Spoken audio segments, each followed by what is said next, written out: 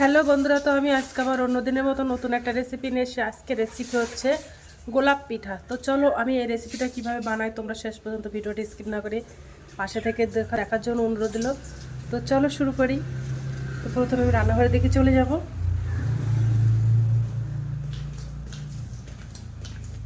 তো প্রথমে আমি একটা আটার ডো বানিয়ে নেব। উনানে আমি একটা ফ্রাইং প্যান দিয়ে দিয়েছি। প্রথমে আমি 2 বাটি জল দিয়ে দেব। আর আমি ডোটা বানাবো চালের গুঁড়ো দিয়ে। আমি 2 বাটি জল দিয়ে দিলাম, দিয়ে এবার গ্যাসটা অন করে দেব। ওর মধ্যে আমি হাফ চামচের কম লবণ দিয়ে দেব। ওর মধ্যে আমি একটা তেজপাতা দিয়ে দেব আর 3 চামচ চিনি দিয়ে দেব।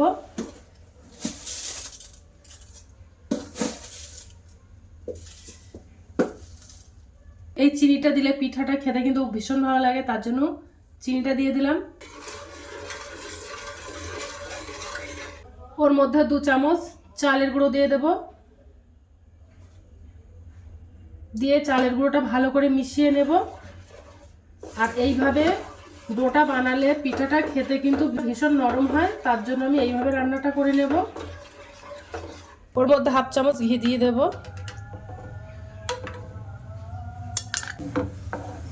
এইভাবে আটাটা একটু রান্না করে নেব।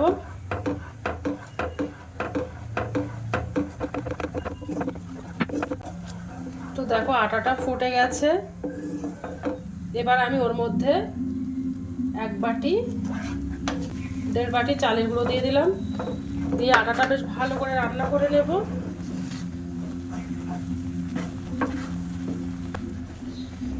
আর উনানে জালটা আস্তে করে দেব।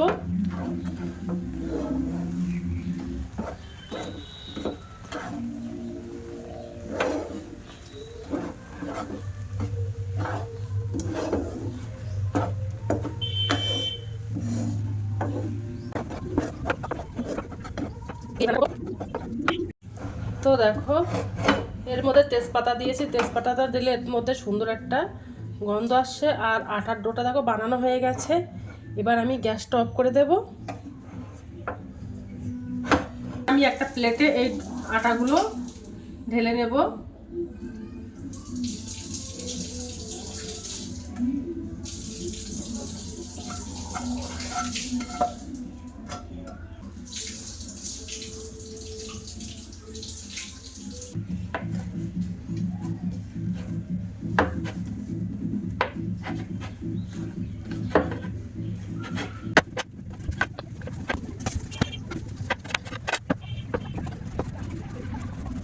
মসৃণভাবে আমি একটা ডো বানিয়ে নেব।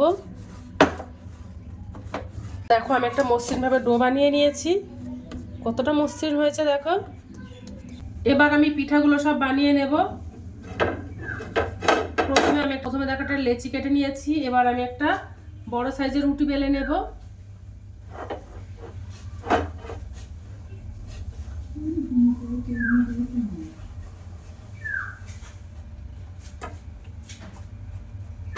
অল্প একটু আটা ছড়িয়ে দেব। একটা বড় সাইজের রুটি বেলে নেব।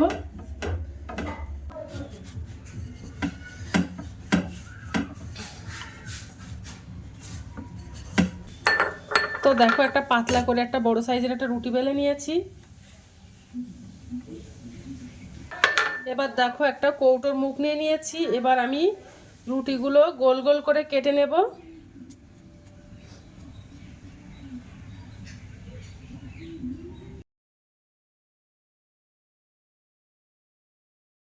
তো এইভাবে গোল গোল করে কেটে নিলাম।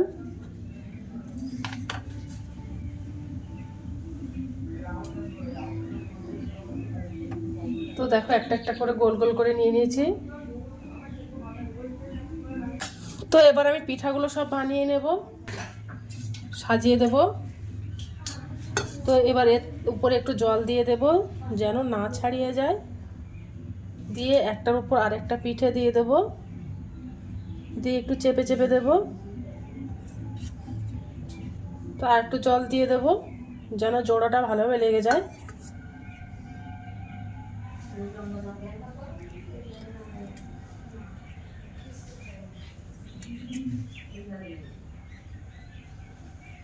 গোলাপ ফুলের পাপড়িগুলো সব এবার এইভাবে বানিয়ে নেব।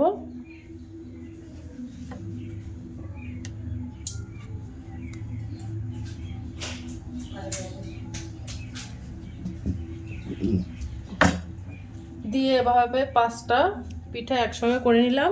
এবার দেখো আমি আগে থেকে নারকেলের পুর বানিয়ে রেখেছিলাম, তো ওটা আমি মাছ পজিশনে এভাবে দিয়ে দেবো লম্বালম্বি করে।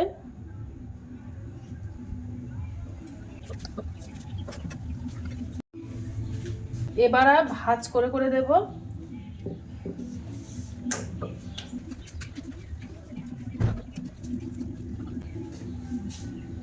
তো দেখো এভাবে ভাঁজ করে করে দিয়েছি, দিয়ে এভাবে এবার মুড়ে মুড়ে নেব।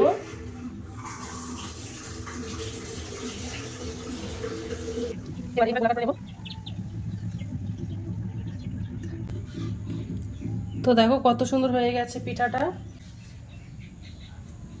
কত সুন্দর হয়েছে। এভাবে বাদ বাকি পিঠাগুলো সব বানিয়ে নেব। তো দেখো পিঠাগুলো সব বানানো হয়ে গেছে, কত সুন্দর হয়েছে। দেখো অরিজিনাল গোলাপ ফুল হয়েছে। এবার আমি পিঠাগুলো ভাপ দিয়ে নেব। তো দেখো উনানে কড়াইতে জল দিয়ে দিয়েছি, আর আমি একটা ছিদ্র থালা নিয়ে নিয়েছি।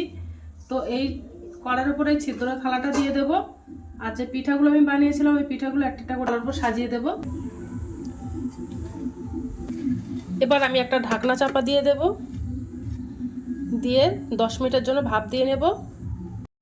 তো দেখো পিঠাটা ভাপ দেওয়া হয়ে গেছে, কত সুন্দর হয়ে গেছে। তো দেখো পিঠাটা ভাপ উঠছে গরম। তো এবার একটু পিঠাটা খেয়ে দেখবো যে কেমন হয়েছে।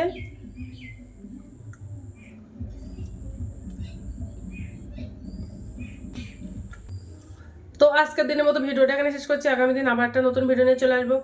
তো টাটা, বাই বাই, সবাই ভালো থাকবে।